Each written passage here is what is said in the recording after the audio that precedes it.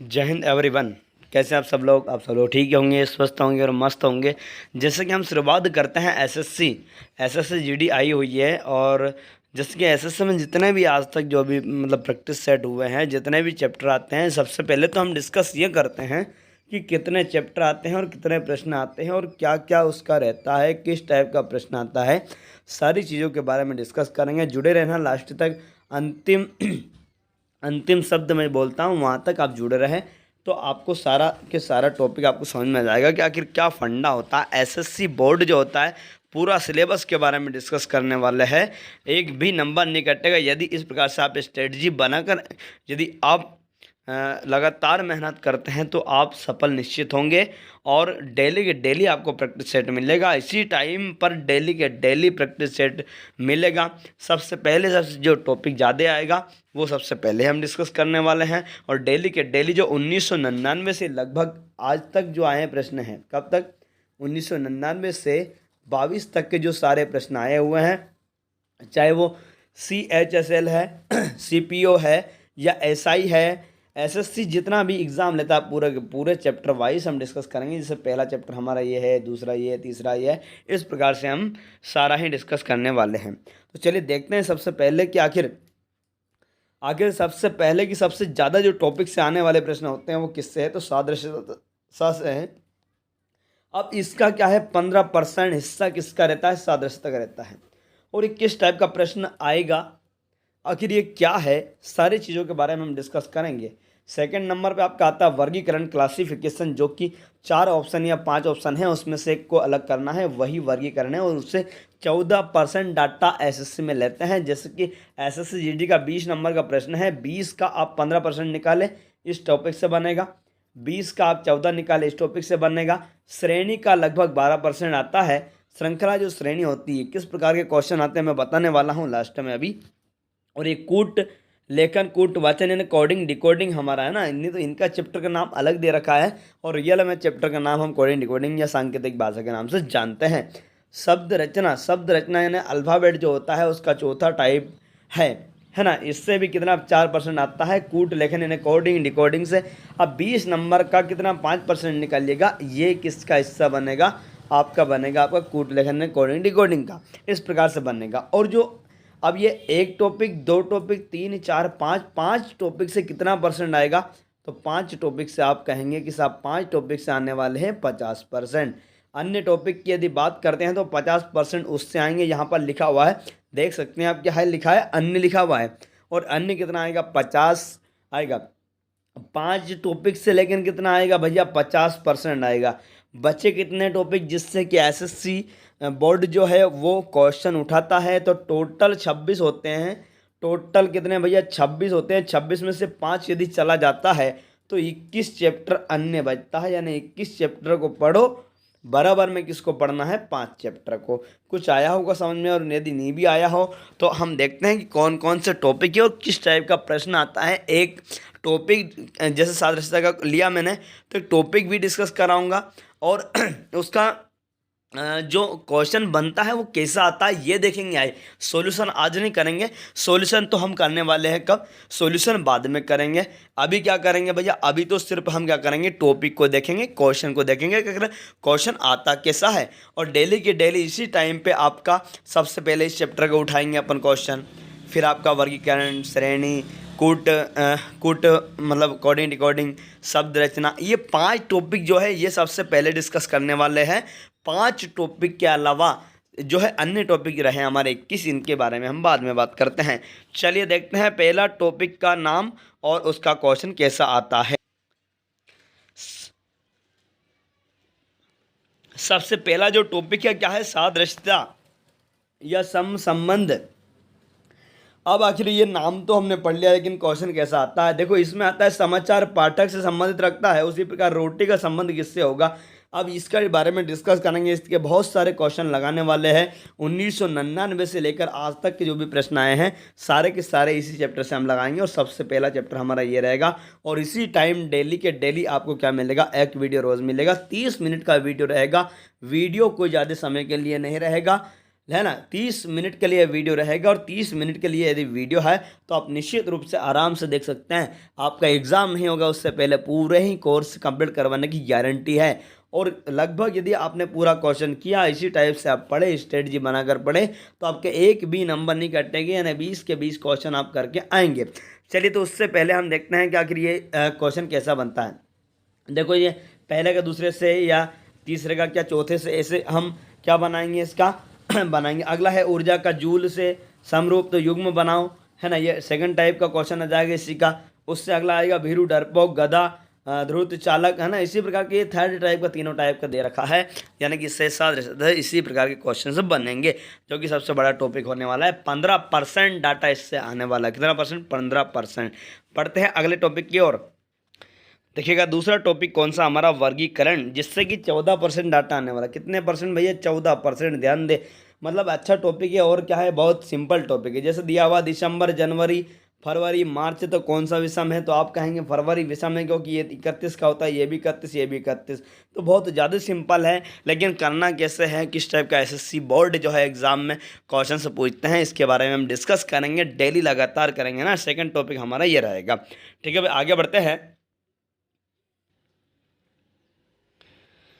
जैसे कि हम बात करते हैं श्रृंखला, सीरीज, तो सीरीज से भी क्वेश्चन 12% बनते हैं। कितने परसेंट भैया? 12% क्वेश्चन बनते हैं। यानी ये हमारा तीसरा टॉपिक रहेगा। और तीसरे टॉपिक यानी 12% डाटा आने वाला है, यानी कि 20 नंबर का पेपर रहेगा, उसका आप 12% निकालो। इतने क्वेश्चन इससे बनेंगे। किससे? श्रृंखला से, सीरीज से। तो यहाँ पर देखो 1, 2, 6, 24, तो यहाँ पर क्या आएगा? और यहाँ पर ऑलरेडी दे रखा है, तो यहाँ पर क्या हुआ भैया? 1 का गुना 2 में हुआ, 1 गुना 2, 2 तिया 6, 6 चुके 24, 24 पंजे कितना भैया? 120, और 120 छंग कितना होता है? 720। तो 120 हमारा राइट आंसर हो जाएगा। इस प्रकार से हम बहुत सारे क्वेश्चन लगाने वाले हैं, आप चिंता ना करें बिल्कुल भी। ठीक है भाई, आगे बढ़ते हैं। जैसे कि चौथा टॉपिक है हमारा,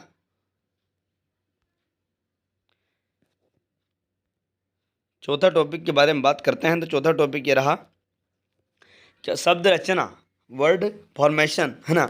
अब ये अंग्रेजी वर्णमाला का चौथा टाइप है। इसमें बोला गया है कि दिए गए शब्द के अक्षरों का प्रयोग करके नहीं बनाया जा सकता, यानी कि जो स्पेलिंग दे रखा है इससे ये शब्द नहीं बनेगा, एक आध स्पेलिंग एक्स्ट्रा रहेगी, वो हमें आंसर देना रहता है। और इसके बारे में बहुत सारे क्वेश्चन हम लगाएंगे, तो आप चिंता ना करें, चिंता ना करें, आप आराम से कर लोगे, आराम से कर लोगे। इसको कोई दिक्कत वाली बात नहीं है ना। एक नया शब्द जुड़ जाता है, वो नहीं बन पाता। जैसे आर है, इसमें है कि नहीं? आर बिल्कुल है। ई इसमें है, एन भी इसमें है, टी इसमें है, तो ये शब्द तो इससे बन जाता है, लेकिन उसने पूछा नहीं बनना चाहिए। आर इसमें है लेकिन ए नहीं है, इसमें क्या नहीं है? ए नहीं है, तो ये क्या हो जाएगा? ये उचित ऑप्शन हमारा ए मतलब बी वाला उचित ऑप्शन हो जाएगा, क्योंकि ए नहीं है इसमें और यहाँ पर ए जुड़ चुका है, यही अलग हो जाएगा। इससे कितने परसेंट बनने वाला है? इससे 4% डाटा पूछा जाएगा। कितने परसेंट भैया? 4%, यानी 20 क्वेश्चन का 4% डाटा आने वाला है शब्द रचना से। ठीक है भाई, इस प्रकार से हम पूरे ही क्वेश्चन लगाएंगे, आप चिंता ना करें। 1999 से लेकर आज तक के सारे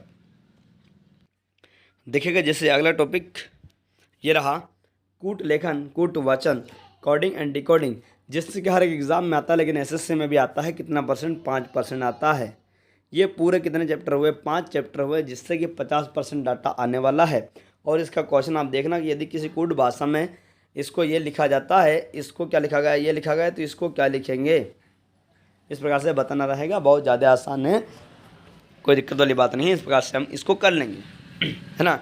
बहुत सारे क्वेश्चन लगाने वाले हैं हम लोग इसके। जैसे हम अन्य 50 क्वेश्चन की बात करते हैं, तो 50 क्वेश्चन नहीं, सॉरी जी, 50% की। तो 50% में कितने चैप्टर आने वाले हैं भैया? 21%, सॉरी 21 चैप्टर आने वाले हैं, 21 चैप्टर आने वाले हैं, 21 चैप्टर आने वाले हैं। उससे रक्त संबंध से भी क्वेश्चन पूछा जाता है। रक्त संबंध बहुत ज़्यादा आसान है। पी पति है क्यू का, और आर माता है एस और क्यू की, तो आर से पी का क्या संबंध है? इस प्रकार से क्वेश्चन रहेगा, और इसको हम हल कर और अच्छे से देख लेंगे, कोई दिक्कत वाली बात नहीं है। लेकिन क्या होता है कि इसको देखना तो हमें पड़ेगा अच्छे से। क्वेश्चन हम बहुत सारे लगाने वाले हैं, कोई दिक्कत वाली बात नहीं रहेगी। ठीक है, तो आप चिंता ना करें इस बात की। अगला टॉपिक जो रहेगा हमारा, यह है आपका संकेत एवं चिन्ह, संकेत एवं चिन्ह। तो संकेत एवं चिन्ह का क्या रहेगा भैया कि यहाँ पर संकेत दिया हुआ है, क्या दिया है, संकेत दिया हुआ है, तो संकेत के हिसाब से हमें चेंज करना है। जैसे ए का मतलब क्या है, ए का मतलब क्या है, ए का मतलब क्या है भैया भागित, बी का मतलब क्या है प्लस, सी का मतलब क्या है माइनस, और यहाँ पर डी का मतलब क्या है भैया गुणा।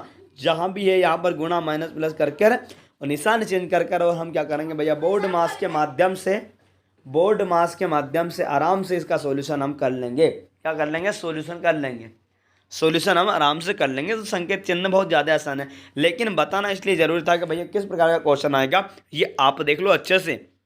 इससे अगला जो रहेगा हमारा टॉपिक वो यह है दिशा और दूरी। क्या रहेगा, दिशा और दूरी। दिशा और दूरी से भी क्वेश्चन बनता है। जैसे क्वेश्चन हमारा है, एक शाम राजा ने सूर्य की ओर चलकर शुरू किया, थोड़ी दूर चलकर वह अपनी दाईं ओर घूमा और फिर अपनी दाईं ओर घूमता, थोड़ी दूर चलकर वहाँ फिर से अपनी दाईं ओर घूमा, उसका मुख किस दिशा में है। तो आपको बताना रहेगा कितना दायां घूमा कितना। देखो सूर्य की ओर चला तो ये सूर्य पूर्व की ओर उगता है, शॉर्ट में बता रहा हूँ, ये पूर्व की ओर उगता है। तो थोड़ी दूर चलकर वहाँ क्या अपना दाईं ओर, दायां बोले तो एक राइट, दायां ओर घूमा, फिर अपने दाईं ओर यानी वापस राइट, मार्कर का हम कलर चेंज करेंगे, वापस राइट, थोड़ी दूर चलने के बाद वापस क्या राइट भैया, 3 राइट हो गया, और 3 राइट बराबर होता है 1 लेफ्ट, यानी इस दिशा में जा रहा था 3 उसने राइट लिया, उसकी जगह 1 वो लेफ्ट ले लेता तो भी आंसर सही रहता, यानी उत्तर दिशा इसका आंसर आ जाएगा। पूरे अच्छे से कॉन्सेप्ट, बेसिक कॉन्सेप्ट बहुत अच्छे से इतने कम समय में आप क्वेश्चन कर लोगे कि बहुत ज़्यादा आसान। इस मतलब जो आपका सिलेबस है इसी के अकॉर्डिंग मैं पूरी क्लास लगाऊंगा और फ्री ऑफ कॉस्ट रहेगी, इसका कोई आपके लिए चार्ज नहीं रहेगा। और इसी प्रकार से आप पढ़ते गए तो आराम से आपके पूरे क्वेश्चन बनेंगे, आप लेके जुड़े रहना। ठीक है भाई, आगे बढ़ते हैं और अगला टॉपिक ये रहा, यहाँ पर भैया समय, तिथि और दिन, वर्ष यानी कैलेंडर। हमारा क्या है, कैलेंडर।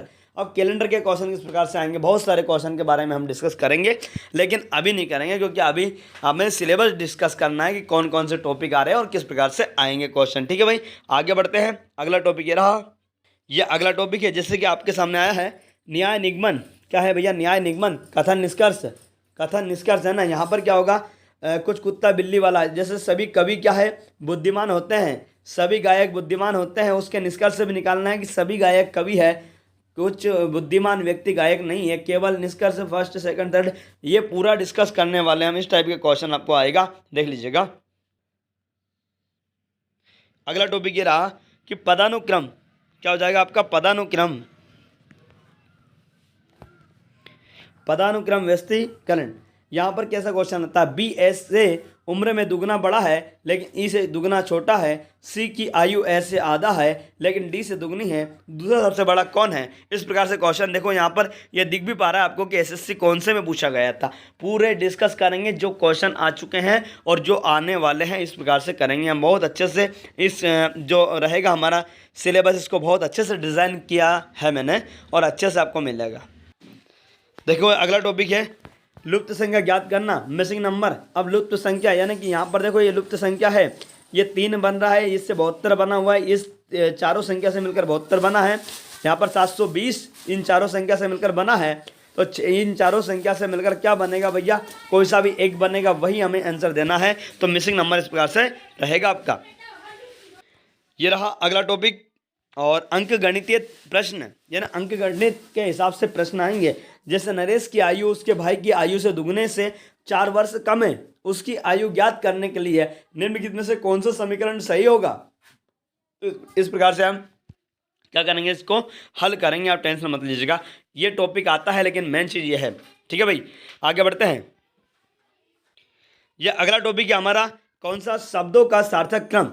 शब्दों का सार्थक क्रम यानी डॉक्टर, ज्वर यानी बुखार जो आती है हमें है ना, नुस्खा लिखना, रोग के पहचान, निदान यानी दवाई, कौन सा क्रम पहले आएगा, दूसरे नंबर, तीसरे नंबर, ये नंबर भी आपको दे रखे हैं पूरे के पूरे, इसमें से कौन सा आएगा ये देखना है और ये देखेंगे हमें ना, टेंशन मत लीजिएगा। लेकिन ये क्या हमारा सिलेबस के अंदर है एसएससी का, चाहे कोई से भी एसएससी बोर्ड एग्जाम लेता है, ऑल एग्जाम के हिसाब से कर रहे हैं हम, एसएससी के हिसाब से। ये अगला टॉपिक है घन और पासा से भी संबंधित प्रश्न आने वाले हैं। अब यह 4 वाले फलक के पीछे वाले फलक पर कौन सी संख्या आएगी, तो इसमें बताना रहेगा। ये दो पासे हैं, दो पासों में से संख्या को हम अलग अलग देखेंगे कि एक के विपरीत क्या आएगा, दो के विपरीत क्या आएगा, सभी के विपरीत हम देखेंगे और पासे को बहुत अच्छे से पढ़ेंगे। और जितने भी क्वेश्चन एसएससी में आ चुके हैं, चाहे वो कोई सा भी एसएससी एग्ज़ाम हो, और देख पा रहे हैं कि ये कौन सी एग्ज़ाम में आया था, जितनी पहले में आया था परीक्षा, है ना, डाटा एंट्री ऑपरेटर। इस प्रकार से पूरे ही क्वेश्चन जो कि आए हुए हैं वही क्वेश्चन हम लेंगे, उसी के आधार पर हम प्रश्न को करेंगे। और अगला ये रहा कि वेन आरेख, कौन सा भैया, वेन आरेख, वेन डायग्राम, कौन सा आएगा भैया, वेन डायग्राम।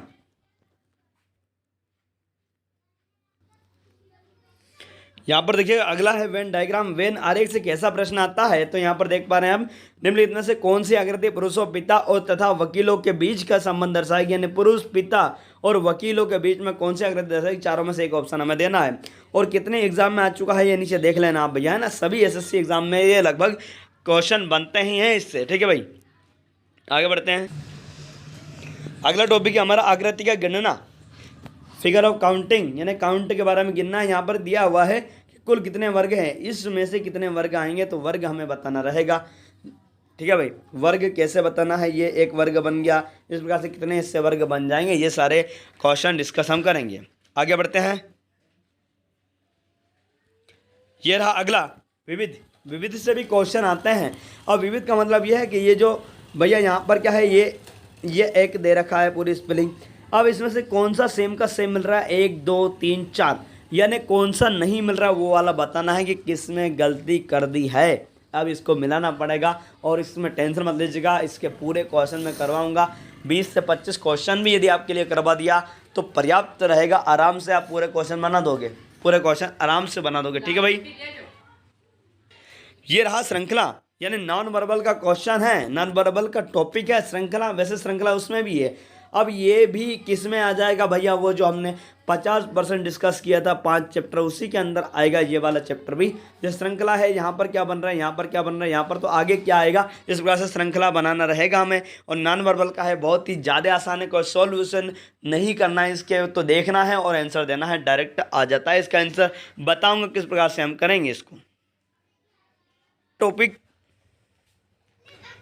और अगला टॉपिक ये रहा, अगला टॉपिक ये रहा कौन सा, सादृश्यता या सम संबंध, यानी कि ये भी नॉन वर्बल का क्वेश्चन है, किसका, नॉन वर्बल का चैप्टर है। इसको भी देखने से ही आंसर हमारा आ जाता है ना, इसमें भी कोई समस्या वाली बात नहीं। और ये भी वो जो 50% हमने किया था उसी के अंदर है, ध्यान रखें ये। अगले टॉपिक की हम बात करते हैं तो अन्य, जो अन्य में अन्य के अंदर आएगा, दर्पण एवं जल प्रतिबिंब, दोनों एक साथ दे दिया, लेकिन दोनों टॉपिक क्या है, अलग अलग है। हम अलग ही पढ़ेंगे इस टॉपिक को, एक साथ नहीं पढ़ेंगे। ये किसका, दर्पण का क्वेश्चन है, किसका, दर्पण का। इसी प्रकार जल का रहेगा और इसमें भी देखते सही आंसर आ जाता है, नॉन वर्बल का है। और नॉन वर्बल रीजनिंग में सबसे आसान रहता है, ये इस बात का जरूर ध्यान दीजिएगा आप, इसमें कोई हेडक वाली बात नहीं रहती है। बढ़ते हैं आगे। अगला है क्या, कागज के टुकड़े एवं मोड़, यानी कागज को काटना है और क्या है भैया, उसका मोड़ना है, मुड़ाव करना, फोल्डिंग करना है। कागज मतलब पेपर कटिंग, पेपर फोल्डिंग का है। और ये दो टॉपिक अलग अलग है, नॉन वर्बल का है, इसमें भी ज़्यादा समय व्यर्थ नहीं जाता है, देखते हैं सॉल्यूशन हो जाता है। लेकिन दुनिया की सबसे ज़्यादा समस्या इसी टॉपिक में आती है लगभग अधिकांश बच्चों को। तो इसका जब भी हम चैप्टर करेंगे उस समय में क्या है भैया, पूरा के पूरा इसको अच्छे से देखेंगे, क्या इसका बेसिक कॉन्सेप्ट है और कैसे क्वेश्चन इसके बन सकते हैं और कैसे क्वेश्चन अभी तक आए हुए हैं, सारी डिस्कस करेंगे हम, चिंता ना करें आप लोग। अगला टॉपिक क्या है भैया, प्रतिरूप पूर्ण करना। प्रतिरूप पूर्ण करना यानी कि ये जो आकृति को क्या है, पूर्ण करना है, आकृति को पूर्ण। नॉन वर्बल का क्वेश्चन देखते से ही सॉल्यूशन हो जाता है, लेकिन हम देखेंगे कि आखिर करते कैसे हैं। अगला टॉपिक की यदि हम बात करते हैं, छिपी हुई आकृति है ना, ये जो आकृति है इन चारों में से किसी में एक के अंदर है, वही हमारा आंसर रहेगा। और ये भी देखते से सॉल्यूशन हो जाता है क्योंकि नॉन वर्बल का है। और मैंने कहा रीजनिंग में सबसे आसान जो होता है वो नॉन वर्बल का होता है। यहाँ पर देखिएगा, ये छिपी हुई आकृति हमने कर लिया ना, छिपी हुई आकृति हमने कर चुके हैं। अब ये अगला टॉपिक है कौन सा भैया, क्या आकृति का विचलन। आकृतियों को विचलन करना है, इसको कितने डिग्रियों पर घुमा सकते हैं दिशा में, लेकिन पलटी नहीं मार सकते। इस टाइप के क्वेश्चन हम बहुत सारे करने वाले हैं। थैंक यू सो मच, धन्यवाद आप सभी का। ये रहा अगला टॉपिक। और वर्गीकरण क्या है ये भैया, क्लासिफिकेशन है किसका है, नॉन वर्बल का है। ये भी इसको भी देखते हैं, सॉल्यूशन इसका आ जाता है, आराम से हम कर लेंगे, चिंता वाली बिल्कुल बात नहीं है। तो ये वीडियो आपको बहुत अच्छा लगा होगा मेरे हिसाब से।